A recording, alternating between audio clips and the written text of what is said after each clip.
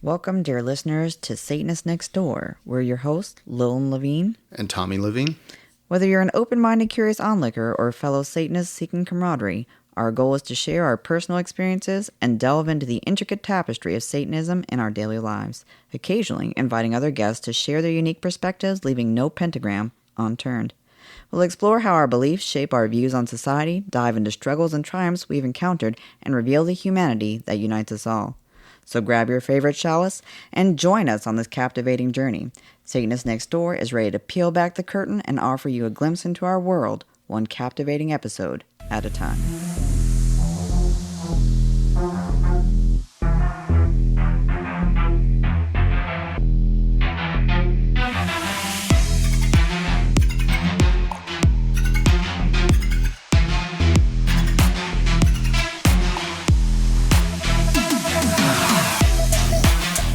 Hello and welcome to another episode of Satanists Nextdoor. So today we are winging it a little bit, in a sense, but we're going to be talking about, disownment, rejection that a lot of Satanists and other communities experience from people that they love. Their own family, people that are supposed to be supporting them unconditionally, loving them unconditionally. Yet when they become public, how much public that is really, each person's choice. They often receive or are met with negative effects from their family, or reactions, I should say. Yeah, varying degrees of negative reaction, definitely. And I know for you, this is a very personal subject because it's something that you've experienced quite a bit recently. Yeah, I mean, we'll dive into a bit of, I'll get a little personal and kind of dive into my experience. So yeah, when we're talking about this isn't just things that like we've kind of heard through the grapevine or anything like this. This is, some of this stuff is real, tangible, actually experienced it myself, and know other people who have experienced it as well. And I guess I would say that, we see rejection of people from their families for a multitude of reasons. Mm-hmm. We have the religious factor, mm-hmm. that if somebody comes out and they're of a different religion, then their family, does reject them. That doesn't always happen. Sometimes you have a very supportive family, but unfortunately, quite often, we see people that are rejected from their family. And to me, I've argued this for years, or not really even an argument. It's just, I boil it down to the simple fact of what it is. You believe something different happens to you when you die. So because of that, I'm not going to associate with you in this life. Which is bizarre, right? Because at the end of the day, you can't tangibly express afterlife as a real thing. You can't. There is no way to prove it is or isn't something that we're going to experience or not. Even me, from a perspective of a very non-theistic, atheistic point of view, I can't definitively say nothing happens when you die. Right. There's no way for me to say that. But on the same note, no one who comes from a faith perspective can definitively say what happens when you die. So it's so strange to me to give up an actual tangible relationship, a valuable relationship with people you love or are supposed to love unconditionally for a potential thing that could happen. Yeah, and we could talk a little bit about my situation. I grew up, my parents raised us atheists. Mm-hmm. If you talk to my parents now, you would never know that. And, they, sometimes when they talk about our childhood, my brother and I will look at each other and be like, are we talking about the same childhood here? Because you guys weren't religious nutbags when we were kids, but they certainly are now. And so it's odd that, when you see such a massive shift in the way that people are, even within our marriage, you've seen when you first met my parents, mm-hmm. they were pretty much still basically atheist or agnostic or whatever you want to say. They every moment of their life was not about God. And for sure. And I'll even to put a little bit more perspective around it, when I met your parents, they were not theistic, maybe a little agnostic. They definitely leaned towards different types of beliefs. They always had a curiosity around it, but your dad used to do things like search for the SETI project to look for extraterrestrial signals, and your mom went through an experience where their parent became very religious, and they expressed a lot of remorse over the fact that they couldn't have a relationship because everything began to focus around their beliefs. Yep. And contrast that with today, where unfortunately, they're kind of doing the same thing to their loved ones by becoming so fervent in their beliefs that they're almost ostracizing other people. Yeah. So for me, I've been a Satanist for about 30 years, and I've been pretty out about it. I mean, this isn't like a surprise, to anybody that knows me at a either friendship level or has known me for the last few decades. Nobody's should be like, oh my God, Tommy's a Satanist? I never knew.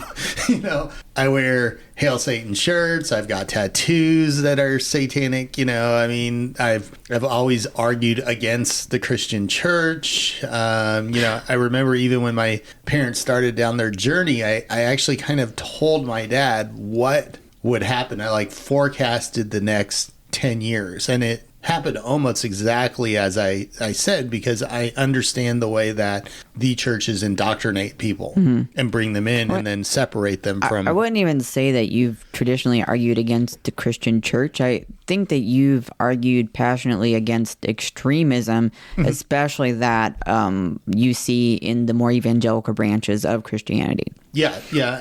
I would agree with that. I don't argue against the Christian church itself. If you read the Bible and you read the types of things that Jesus did, Jesus was actually pretty woke.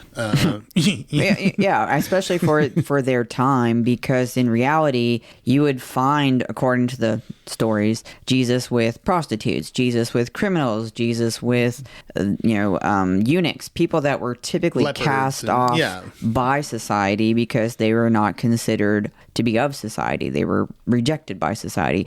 And according to these stories, which I think have some pretty decent things in them metaphorically, it was something that Jesus decided was to try and reach out to these individuals, to give them a sense of belonging, to help them to feel loved and accepted, regardless of how society might see them. Sound familiar?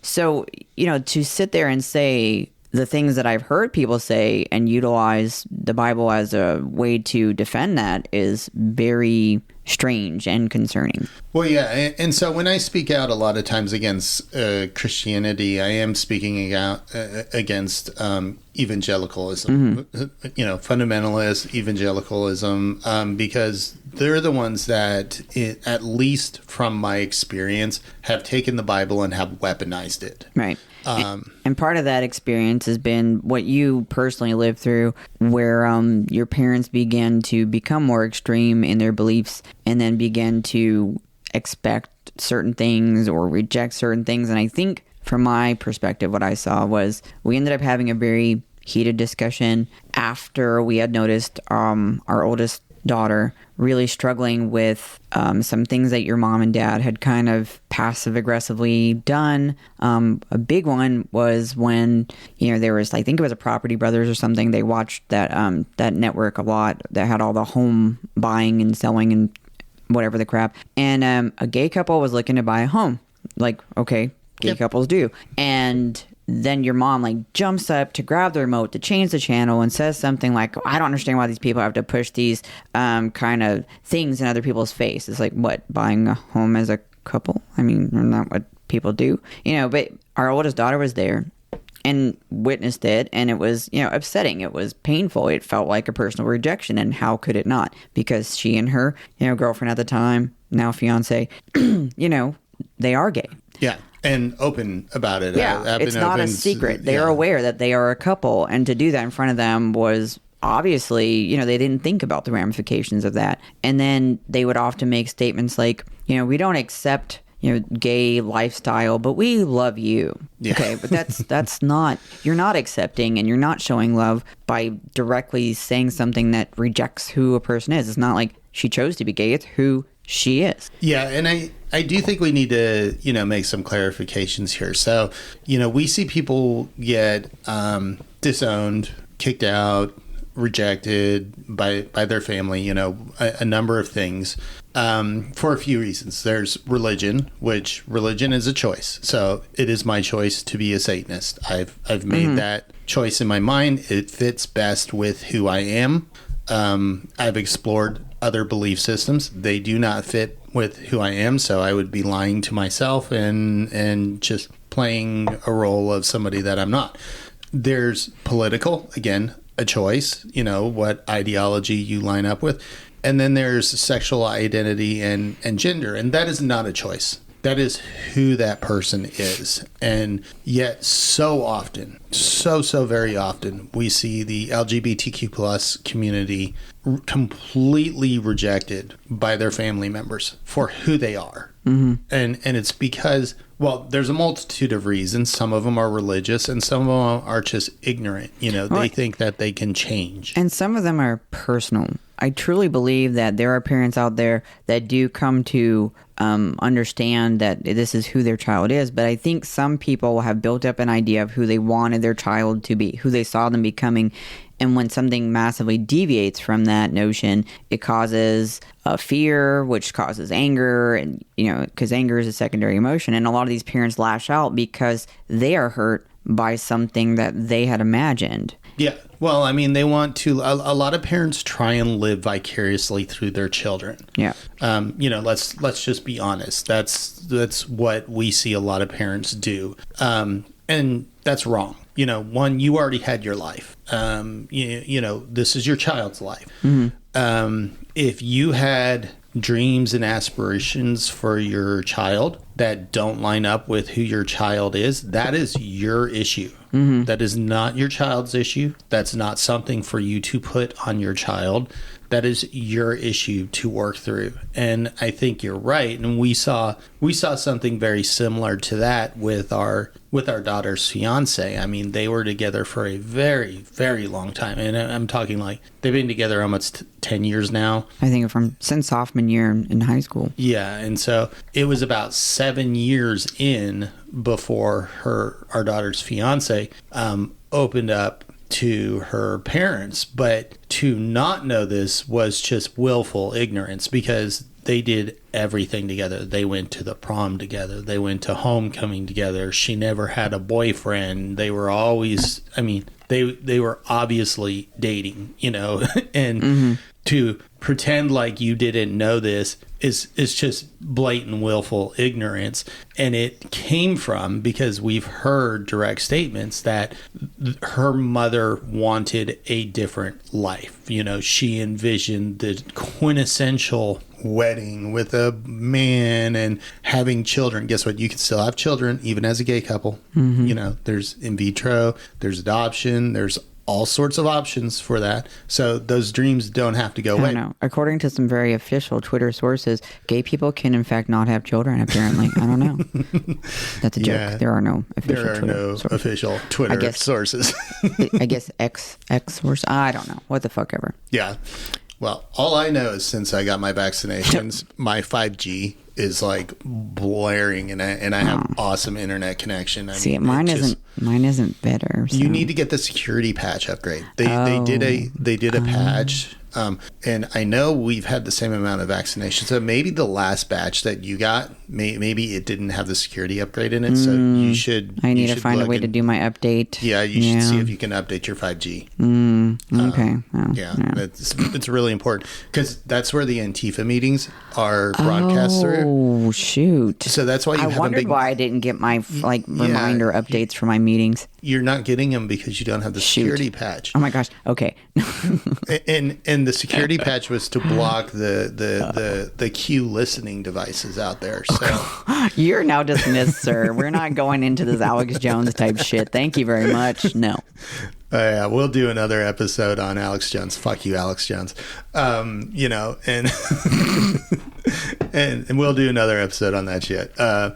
You know, and so these were things that we heard directly, you know, so I know that's part of the reason why. And I just, as a father, I cannot wrap my head around disowning my children or for anything. Yeah. You know. And I think we've had some really great discussions where you've said, you know, I don't think I fully understood just how negative and how awful of a situation it was that my parents, you know, had done this, that, or the other, because I didn't know from a parental perspective what that meant. And now as a parent, I'm just that much more confused and frustrated and aggravated by choices that they made. Yeah. I mean, so for people that don't know me and all of that, I mean, I was kicked out of my house when I was like 15. You know, at 15, you don't have a car. You likely don't have a job. You can't sign any legal contract, so you can't get an apartment. You can't do anything, you know, at that age. And that is just pure abandonment. You know, I mean, there's no other way to put that. Now, if you talk to my family or my parents, they'll try and make it sound like, you know, I was this awful human being. I was smoking some dope. Whoa, you know, holy shit. Awful, I can't imagine.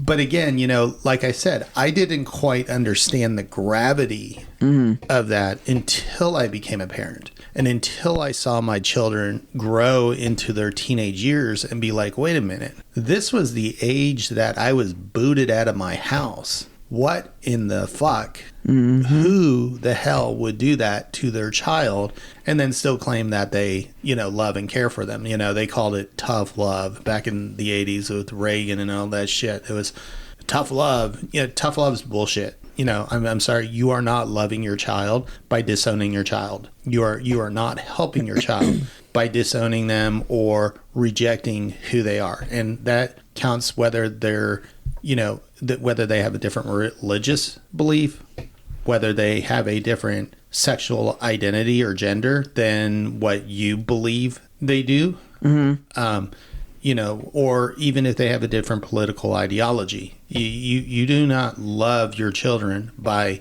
rejecting them, and we see it so often. It you know, my story isn't quite as dramatic as other people's because I never had this great relationship with my parents, so there wasn't this big, you know, it wasn't like an emotional shock or an emotional rift for me. Right. You know, especially now that I'm older, when they, you know, found out, oh, you're a Satanist. I never knew that. I knew you kind of dabbled, but nobody's comfortable around a Satanist. It's like, you've been comfortable around me for, you know, 30 years or so. You know, what changed overnight? You found out some knowledge.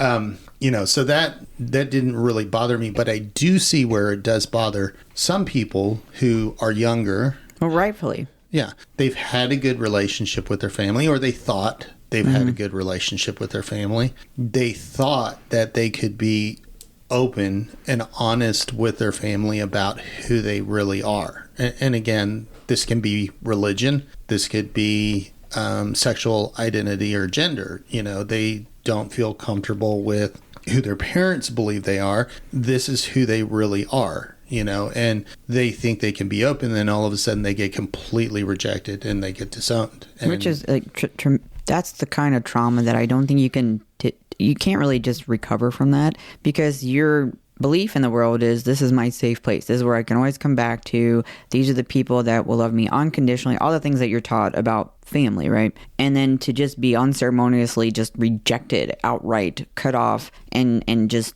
disowned in some cases is probably one of the most traumatic things that a person is going to experience in their life. Yeah. You know, and then we hear Christians say, I got asked directly from my parents when they found out that I was a Satanist.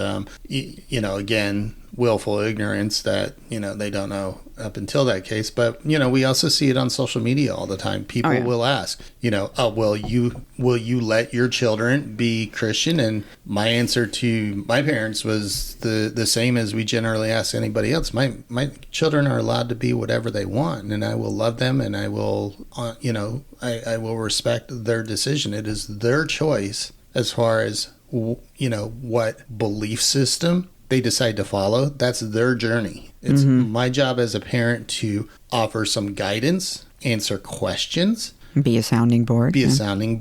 Offer some education. Did you know this? Did you know that? Share skills, cooking, just different tips about living your general life. Yep. It is not my job as a parent to say, we are Christians in this house and you will be a Christian or else. Right. That's indoctrination. And you see this in so many different forms, like you've mentioned, whether it's because, people believe that homosexuality is a bad thing, whether it's religious or not, or people that have political ideologies that they align with, and that goes for all political ideologies. People have been rejected because of, all the things from conservative all the way to liberal, because there's very strong feelings on one side or the other. And when you do that, you do a couple things. You reinforce the fact that, well, I obviously picked the right thing because look at how I'm being treated. And the other thing is you have just created a rift that may be unrepairable between yourself and someone that you supposedly love. So you have to think about the long-term ramifications about what you're doing in every interaction, when you're dealing with heavy subjects like this. Yeah. And there is this false belief that as a parent, my kids will just love me no matter what, right. Or that I can do no harm, and that they will always, be there. And there are some scars that cut deep enough that, I tell people that it doesn't matter if it's their parents or a stranger. If somebody harms you, and if somebody is actively harming you, you remove that person from your life. Blood is not thicker than water. Your family doesn't get a free pass just because they birthed you or whatever.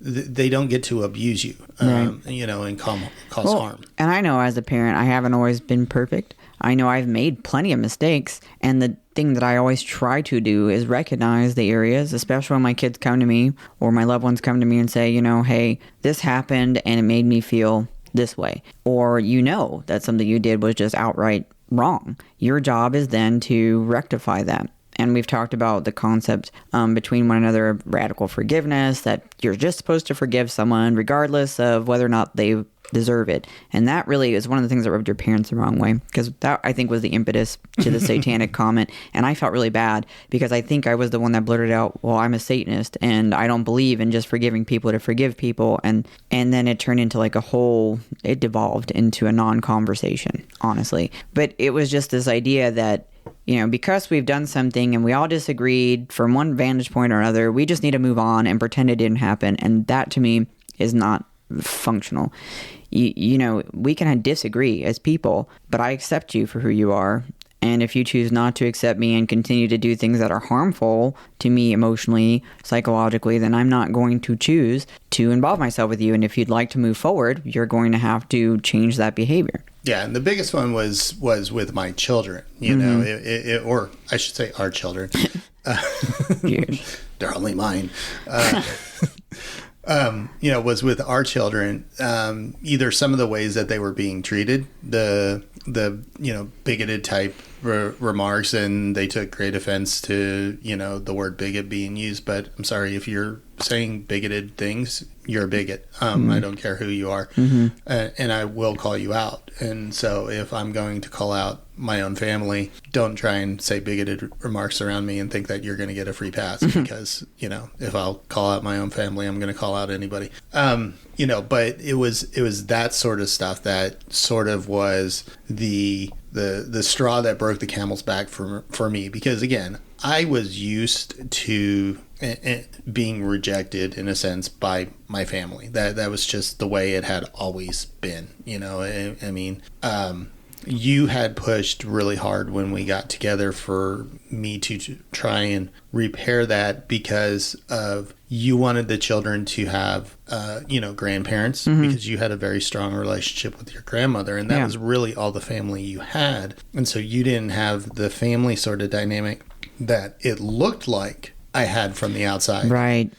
Come to realize, it was a lot different once you kind of got into that. But we did try, and again, when we were first together and for many years, I would say decades, my family was non-religious. And then somewhere about 10 years ago, they went off the religious deep end and they've become completely radicalized, extreme Christians that, we're not religious, we know the truth sort of thing. Now we're getting into indoctrination talk. Yeah. But the thing is, I don't truly in my heart believe your parents wanted to be hurtful. Just to be clear, I know that they said and did things that were hurtful, regardless of what they may have meant. But I do believe that they truly love you and the kids. I just don't think they were able to see past what their personal beliefs were and how the things they said or the ways they acted were harmful to people. Yeah. And that's not a free pass. But I do truly know, having known them, that they love their grandkids. I do know that.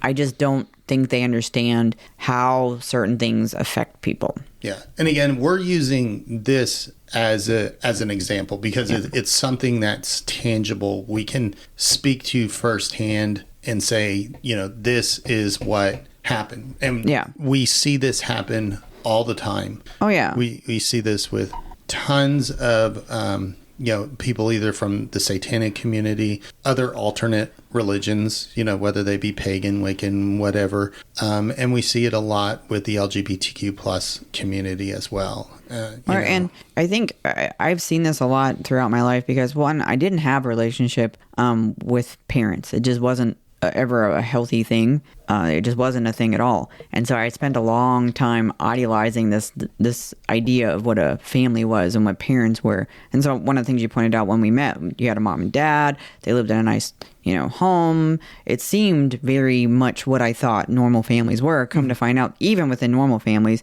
there's varying degrees of dysfunction, like you experienced. But, it's like when you see...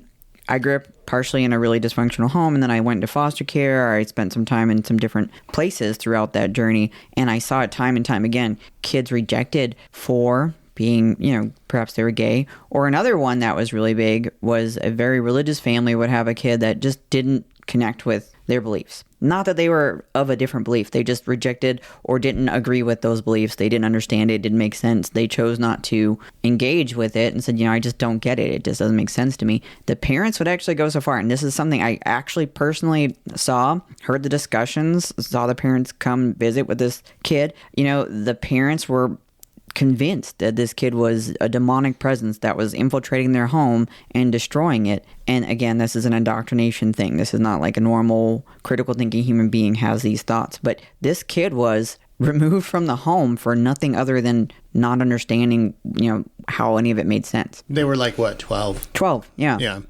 And so that's why I harp on evangelicals a lot, is because they do literally walk around with this spiritual warfare type belief. They've taken the Bible and they've weaponized it. And so they think like somebody like me walks into their house, I've got a horde of demons with me that I'm bringing into their house. And, people either have demons or angels around them, and it helps influence the objective world that we all live in. And my hordes of demons, when I come into their house, they're going to kind of hang around the house if they don't clean it out. And they'll whisper things into their kids' ears. And so the reason why Jimmy's being bad is not because Jimmy's rebelling or anything. It's because, Tommy brought his hordes of demons into the house, and these demons are whispering into Jimmy's ears. And it's that sort of fucked up shit that literally, this isn't make-believe. You go to some of these evangelical churches, this is the sort of stuff they believe. They believe wholeheartedly in spiritual warfare, and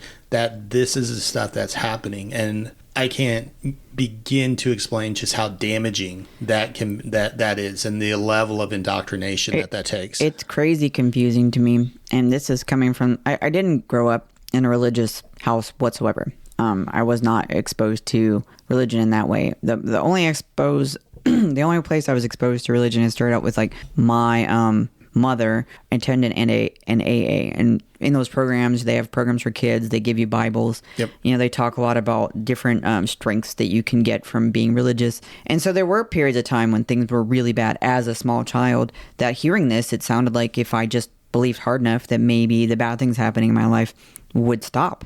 And I quickly realized that it didn't make sense. So that was my first experience with religion. It's just, you can't rely on something that doesn't exist to change, things that are out of your control. There's nothing that you're going to do with that. And so, I didn't understand it. And then as an adult, I said, hey, let's experience it. I would like to try church. We tried a few churches for quite a long time.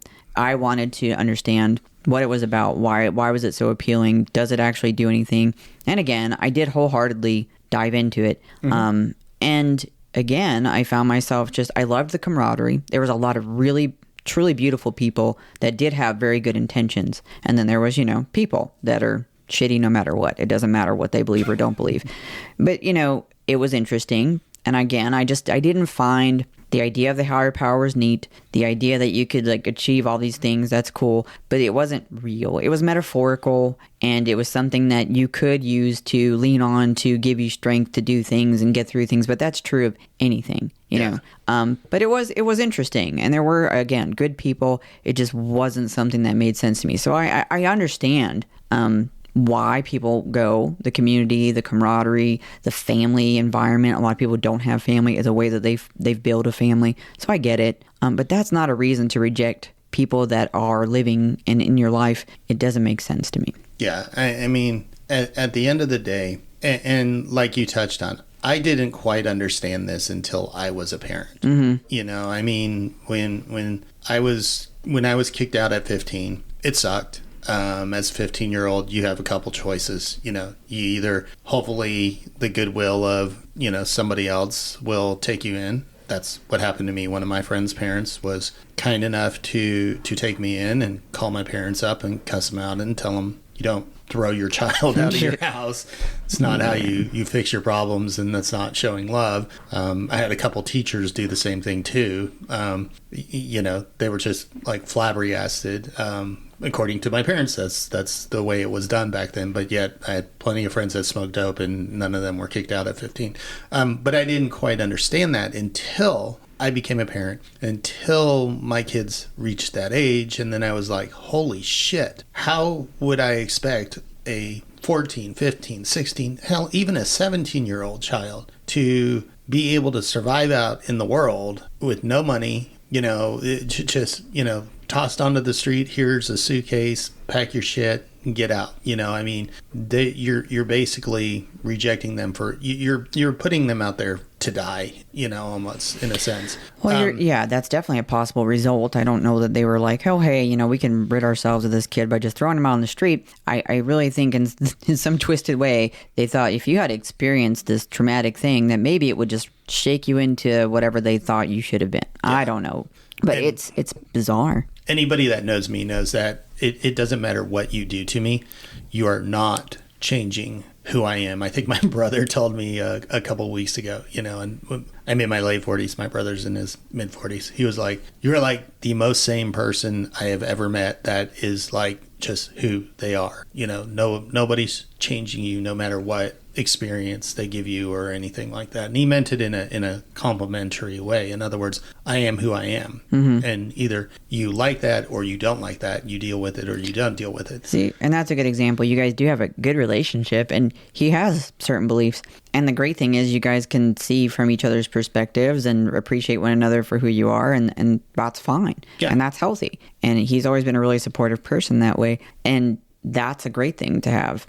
And that's how it should work. Yeah. I feel certain things. You feel certain things. I believe certain things. Where are our commonalities? Where are our differences? Cool. Let's move on. Yeah, let's move on. But the fact that you see parents and other family members also, not just parents, but other family members, whether it's brothers, sisters, aunts, uncles, grandparents, whatever, rejecting family members because of who they are, it is quite disturbing, and it is quite destructive. And I want all of those other people out there, because to me it wasn't all that traumatic again, and it's partially because of, you know, a lot of things from my childhood and stuff like that. So it wasn't traumatic to me, especially, you know, a couple years ago at this point in time. But even when I was 15, I look back at it, and it really wasn't all that traumatic to me. Everybody thought it should be. You know, I got a lot of people that told me this should really bother you and this should be traumatic and you should be breaking it, but it wasn't. Now, I never understood why, but it just wasn't built that way. But there's a lot of people that are. There's a lot of people that are very emotional. And so to have something like this happen to them is very tragic. And sometimes they, you know, they either self-harm, you know, or unalive themselves, you know, or, you know, there's other paths they go down that are very destructive. And I want those people to know that there is a community out there. There are other people that are experiencing what they're experiencing, and they can find that community, and it doesn't have to be family. Right. Family is this notion that because somebody birthed you or shares the same parent or parents as you, shares the same DNA or something like that, that they get to treat you or abuse you in a certain way is bullshit. Family is the people that love you, that you surround yourself with, that are there for you day to day, and will listen to you and will honor who you are, no matter who you are. Yeah, and that's the community that you build. And it doesn't, you know, I'm not saying go out and join, you know, a satanic temple congregation near you. What I'm saying is look to the people who support you, see you, love you, challenge you, you know, who help you lead the best life you can, even when it's by disagreeing with you and pointing out things that are harmful. Yeah, I mean, people make mistakes, and it's okay for people to point out when they make mistakes. You know, that was one of the hardest things as a parent to do, is when do I step in as a parent? Oh my gosh, yeah. Especially if I don't want to indoctrinate my children. I want my children to learn life, live life, feel safe and protected. I mean, all my daughters know that dad is there as their protector. You know, I think one of them at some point, the teacher did something or said something or did something, and she was like, "Oh, just wait until I tell my dad." Yeah, you're gonna have to deal. You're in so much deep crap. You're in so much trouble when I tell my dad. I love that though. I really do. You know, but that is a parent's job, is to be there as a protector for your children. It is not your job to tell your children how they have to believe, how they have to live, you know, any of that sort of shit. You are there to guide, you're there to answer questions, and you're there to love them regardless. My children can become anything. I want to be very clear. Indoctrination doesn't mean that you lead by example and you share certain values with your kids, or, you know, you bring them to experience different things in life so that they can grow as individuals or ask you questions. It means, quite literally, by definition, to teach a person or a group to accept a set of beliefs uncritically. And that is the most important aspect of indoctrination: the lack of challenge, the lack of critical thinking, the inability to express confusion, concern, you know, just that something doesn't make sense, and to have a conversation with someone, whether or not it ends up changing their mind, you know, that's what it is not to indoctrinate. Indoctrination is telling someone, you're going to do this or else, you know, you're kicked out. You're going to do this regardless of how you feel about it. I don't want to talk about it. It's not something that's open for the conversation. I hate that freaking term. It's just the way we are. This is who we are. Yeah. You know, as a family, this is what we believe. Well, what if it isn't? Yeah, and you do see that a lot. You know, I mean, when I challenge Christians, and I challenge Christians quite often, I'll ask them, "Why are you a Christian?" And a lot of times I get the same answer. Well, I was raised that way. Okay, did you ever challenge it? Did you ever think about it? Did you ever, you know, have the possibility of thought to say, is there something else out there? And most of the time the answer is no. Right. Why would I? That's just who we are. Yeah. They have been taught from an early age not to challenge and not to critical think. Critical thinking is a bad thing. I mean, you'll actually see them discuss the fact that it's promoted by evil to critical thinking itself. It's not to say that if you are a Christian because your family has been Christian forever. I said my first experience with religion as I know it today was through those programs that my mom went to. But really, my grandmother was Catholic forever. She's always been Catholic. But the interesting thing is she didn't push it. Did I go to a couple of services with her? Yeah, but I didn't really understand. And to me, it was kind of pretty. You go to this really ornate building. They've got these pretty red little candles and you can go light them. And then there's this stand up, sit down thing that you do. If you're not doing it every weekend, it's like, oh, this is interesting. This is different. But never did she say you're going to hell or you're bad for this and that was why, that unconditional love that she actually showed me helped me to formulate a lot of the things that I personally understand about family and love and why it's so important to surround yourself with people who, regardless of how they personally feel, can still see you and respect you as you are. Yeah. And so I guess as we kind of wrap this up, again, we've gone kind of into a little bit of my personal life, but it was for the reason to show this stuff really does happen. These aren't just rumors. These aren't just stories from, people on social media or whatnot. It is, we see this in our congregation. We see it all the time. As parents, we've seen it from friends of our kids. Yep. As, as people in the community, we've seen it. And it's not just built around religion. Nope. It's definitely something that causes it to a greater degree from what I've seen. But it's built around any challenge to what a person believes they hold true. And it causes a lot of rifts, a lot of pain, and a lot of unnecessary loss in people's lives. Yeah. And so if you are going through something like that, do find a community. If you're a Satanist, cool, reach out and see if you can, find a congregation in your area. Send me a direct message, or send me a message or something like that. Same. If you're part of the LGBTQ plus community, find other members in your community that, and I'm sure you will find people that understand what you're going through, because I'm sure many of them have gone through it before. I know plenty who have, and just know that even if your family, your supposed family, because that's what I call them if they reject their own children, just because your supposed family disowned you or rejected you doesn't mean there's anything wrong with you. It means there's something wrong with them. This is a them issue. It's not a you issue, and you can find other people who will be more family to you than the people that birthed you or are supposed to be your family. Yeah. And that's what matters. And so take the time, find the people that will care for you, will give you unconditional love. Well, as unconditional as love gets. Lots of love, but it should be unconditional. And I will say, if you are part of the LGBTQ community, there are places like GSA, like PFLAG, places like the Montrose Center if you're in the Houston area. There are places where you can find community or begin to find community if you're struggling and you're having a very hard time with your loss. There are places like the Trevor Project that are there, ready to listen and ready to help you through the things that you're struggling with and help you find resources. So, it doesn't matter where you're coming from, reach out and understand people care, that you matter, that you are a person that other people can love. You're lovable. Just because some people can't see that is not necessarily anything. It actually is nothing to do with you. Yeah. Like I said, and I'll repeat this till the day I die, this is not a you issue, it's a them issue. The issue that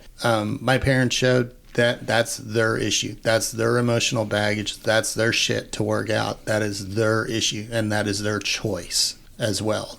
These people are making a choice to treat their family that way. Not you. It is on them. So, yeah, I think with that, we can probably wrap this one up. Absolutely. Just all we can tell you, love yourself, respect yourself. Don't allow people to shit on you because you think it's what, society expects of you. And understand that, regardless of what other people who are supposed to love you feel, that there is a community out there. And yeah, you do have a place in it. Yeah.